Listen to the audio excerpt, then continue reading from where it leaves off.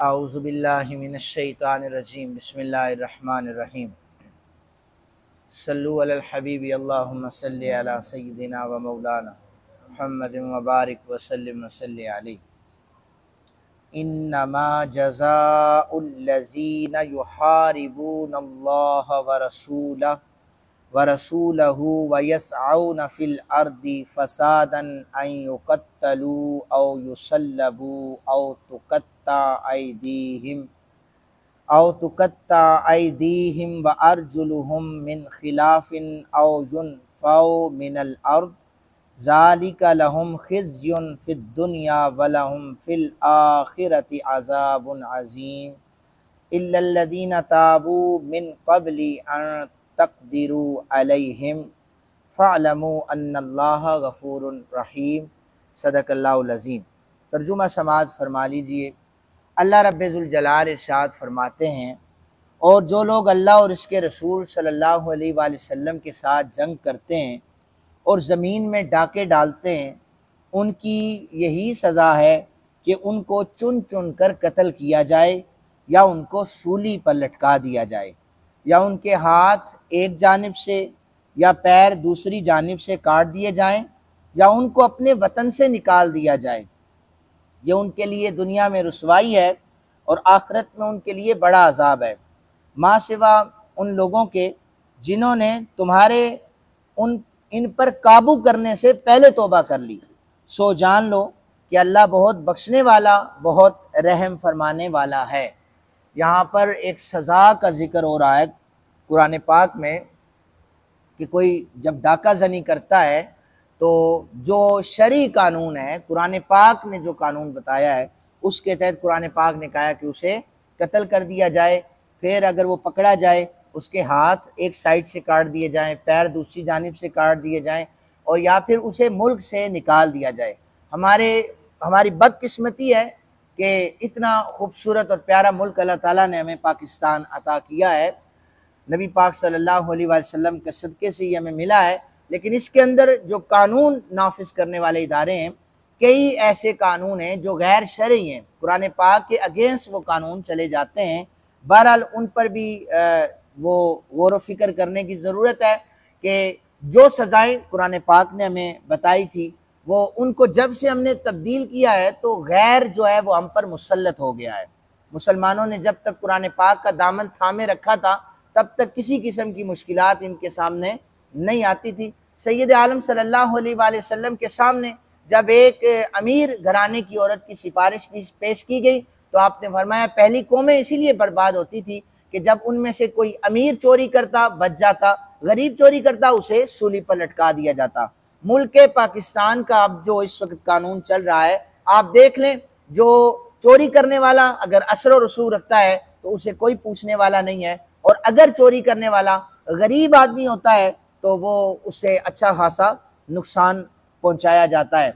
आपने देखा होगा कि बिजली बड़े लेवल पर चोरी हो और कोई बड़ा डिपार्टमेंट चोरी कर रहा हो तो उसे नहीं पूछा जाता, और एक आम आदमी जो बिजली के बिल ज़्यादा आने से, मीटर कट जाने की वजह से पड़ोस से किसी घर से बिजली ले लेता है तो उस पर चोरी का पर्चा भी हो जाता है और वो फिर खुदकुशी करने पर भी मजबूर हो जाता है। अल अमान वल हफीज़, क्योंकि ये सारे अल्लाह ताला की बारगाह में जब उस कटहरे में पेश होंगे फिर इन्हें समझ आएगी कि कैसे गरीबों के साथ जुल्म किया है, लोगों को किस तरह मजबूर किया है।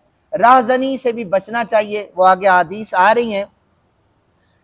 हाथ पाँव काटने के वाले से जो सज़ा है वो इमाम मुस्लिम ने जिक्र की है। हज़रत अनस बिन मालिक रज़ी अल्लाह तआला अन्हु कहते हैं कि एक कबीले के कुछ लोग सैयद आलम सल्लल्लाहु अलैहि वसल्लम के पास मदीना पाक में आए।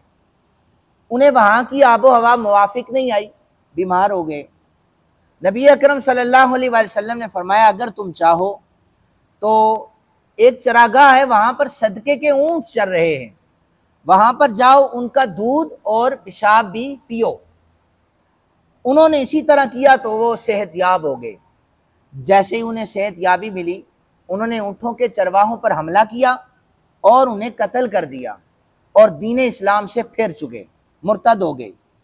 नबी अकरम सल्लल्लाहु अलैहि वसल्लम के जितने ऊँट उस चरागाह में चल रहे थे वो सारे के सारे भगा कर वो ले गए। आका करीम सल्लल्लाहु अलैहि वसल्लम को ये खबर पहुंची तो आपने उनके ताक़ुब के लिए सहाबाई किराम को भेजा। उन्हें पकड़ कर लाया गया तो सैयद आलम सल्लल्लाहु अलैहि वसल्लम ने उनके हाथों और पैरों को कटवा दिया, उनकी आंखों में गर्म सलाइयाँ फिरवा दी और उनको तपते हुए मैदान में छोड़ दिया, हत्ता कि वो तड़पते हुए मर गए। ये सज़ा थी जो लोगों के लिए तरगीब थी। एक तो चोरी थी, ऊपर से उन्होंने कत्ल किया था, ऊपर से वो दीन इस्लाम से फिरे थे, मुर्तद हो गए थे। अल्लाह ताला हमें कुरान हकीम के मुताबिक ज़िंदगियाँ बसर करने की तौफीक अता फरमाए। फिर फरमाया ये उनके लिए दुनिया में रुसवाई और आखिरत में उनके लिए बड़ा अजाब है, माँ सिवा उन लोगों के जिन्होंने तुम्हारे उन पर काबू पाने से पहले तौबा कर ली।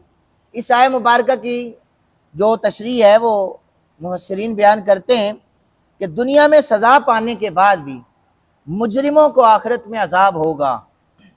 अलबत्ता जो लोग तौबा कर लें तो उनको आखिरत में अजाब नहीं होगा।